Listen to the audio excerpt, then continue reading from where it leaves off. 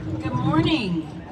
What a beautiful day we have here in San Antonio, and especially here at the Alamo. Ladies and gentlemen, distinguished guests and fellow Texans, it's my great pleasure to welcome you all to our annual Alamo Commemoration event, remembering and honoring all those who lived, fought, and died here at the Alamo in 1836. Today, we gather to revisit one of the most pivotal moments in Texas history, a moment that has come to define the spirit of our great state. We're here to witness a live reading of Colonel William Barrett Travis's Never Surrender or Retreat letter, a famous plea for reinforcements that inspired the defenders of the Alamo to stand and fight until the bitter end. As part of this special day, I'm thrilled to announce that the Travis letter is currently on display for a limited time in our all-new Ralston Family Collection Center, which opened just 1 year ago on Texas Independence Day.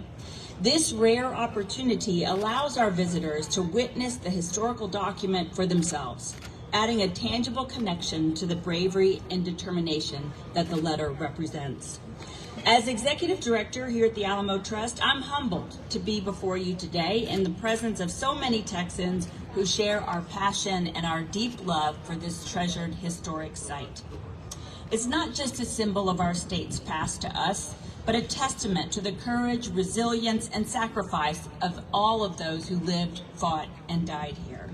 It's truly special that we come together each and every year for this ceremony to read the Travis letter.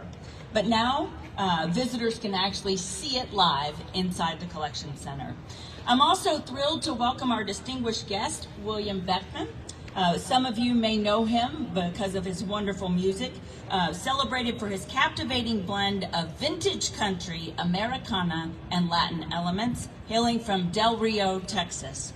He'll be at the forefront of this unforgettable event. Yeah, that's right, give it up for William Beckmann.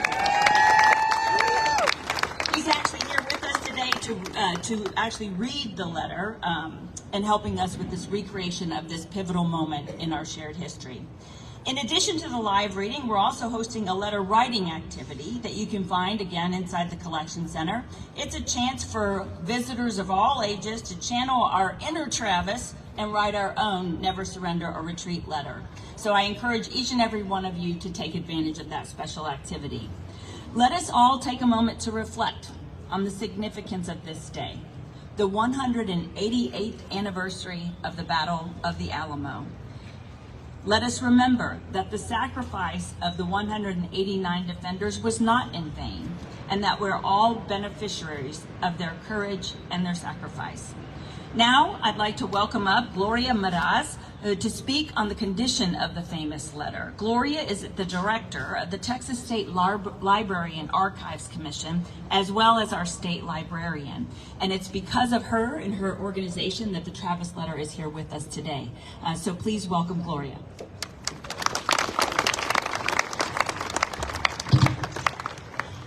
On this day, in this place, 188 years ago today, the 26-year-old commander of the Texas Alamo Force wrote a plea that would resonate around the world.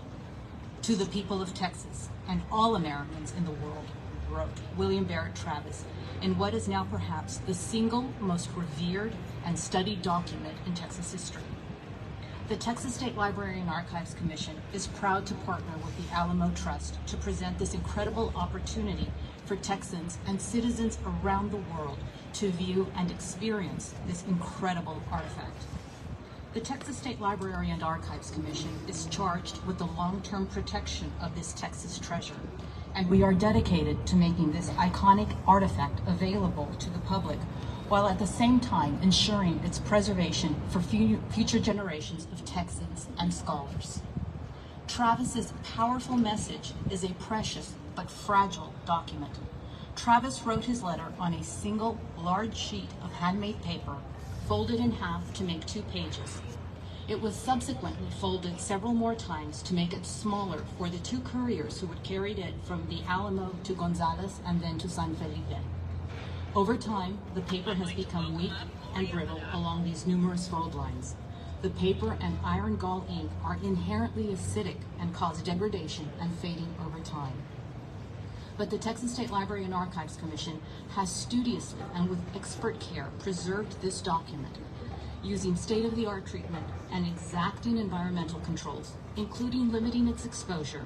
We are ensuring that generations to come will be able to experience this extraordinary historical document as you all hear today. We will continue our part of Remember the Alamo. I thank you all for your interest in history, for your willingness to step back in time and learn the original words of a powerful figure who gave so very much, and his colleagues who sacrificed all. That is what saves Texas history. That is what makes Texas history. I want to thank the Alamo Trust and the many people who work so hard to make this commemoration so meaningful. On behalf of the Texas State Library and Archives Commission, I wish you all a most splendid and memorable day of Texas history. Thank you. Thank you so much, Gloria, for your leadership and your stewardship of these most precious artifacts. Now we're going to hear a little bit more about the history that took place on this day 188 years ago from none other than Ernesto Rodriguez, who's our senior curator, historian, and lecturer here at the Alamo Trust. Please give it up for Ernesto.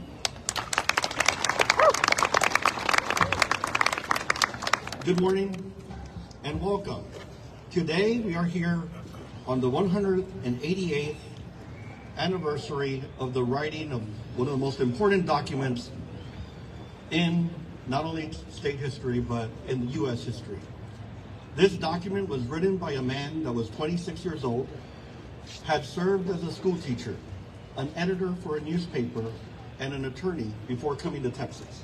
Upon his arrival, he begins to look at Texas in a different way.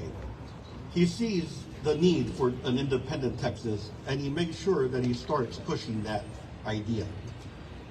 When hostilities break out in Texas, Travis is at the forefront.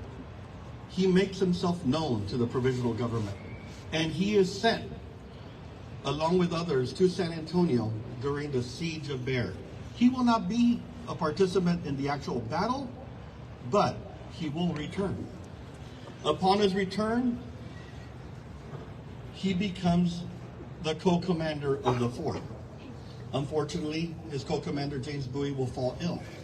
But on the day of the 24th, in 1836, he sits down and he pens a document. And he puts the title, "To the People of Texas and All Americans in the World." He had a message. It was a message that was to go not only to the people of Texas, but to the United States itself. And he starts using phrases that are dear to our idea of an independent country, that American ideal. He says, "I call upon you in the name of everything dear to the American character to come to our aid." He is willing to die for this. He uses a famous phrase that had been used 60 years before, on December 26, 1776, by George Washington. It was a countersign for the attack on Trenton. It is victory or death. He knew what he was doing. Words are powerful, and if you use them correctly, you can change the course of history. While this document left the Alamo and it made its way to the people of Texas, help did start coming. The unfortunate thing, it wasn't fast enough. People had to come on foot or by horse. Some were traveling over 200 miles to get here. But the letter had done its job. There was a letter that did arrive, and it arrived from a friend of his who was Major Robert Williamson, and he did state in it, "Tonight we await some 300 reinforcements from Washington, Bastrop, Brazoria, and San Felipe, and no time will be lost in providing you assistance. P.S. For God's sake, hold out until we can assist you." Help was coming. It just wouldn't arrive in time. Thank you. Thank you, Ernesto. Ernesto has actually been here at the Alamo for more than 23 years. So if you have any questions about any of the history that took place here, there's no one better to answer them than our own Ernesto Rodriguez. And now, ladies and gentlemen, without further ado, please welcome William Beckmann for the reading of the Never Surrender or Retreat letter.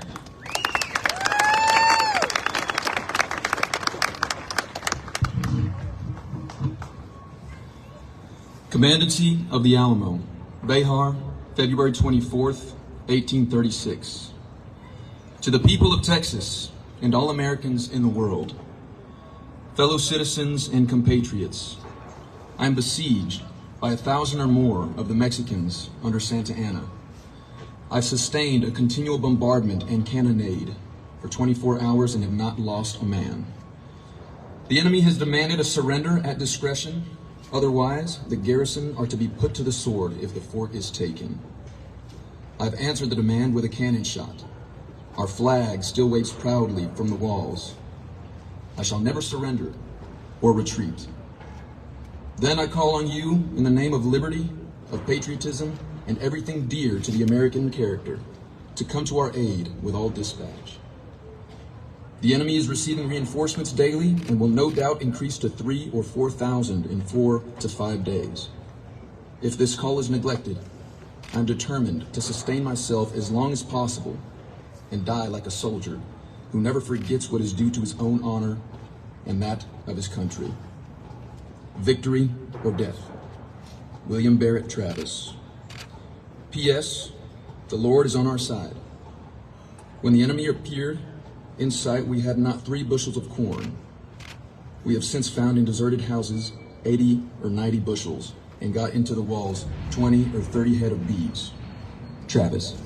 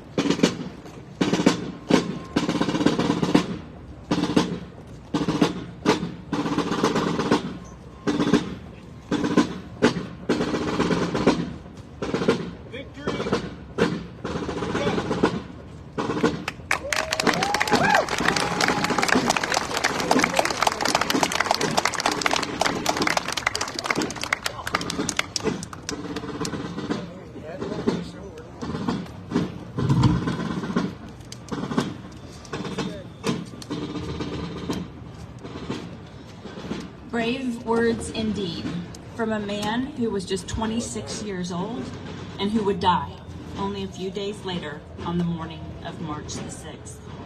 Aside from the brave men of Gonzales, who would arrive just 1 week later, Travis did not receive relief in the form of military aid. Yet his letter reached the globe just as he intended. How do we live in light of these words? For the next week and a half, we'll continue to contemplate the concepts of war, courage, victory, and death. Join us each day as we commemorate the 1836 siege and battle for the next 12 days. Thank you to our speakers, especially to William Beckmann for being with us here this morning, and thank you to all of you.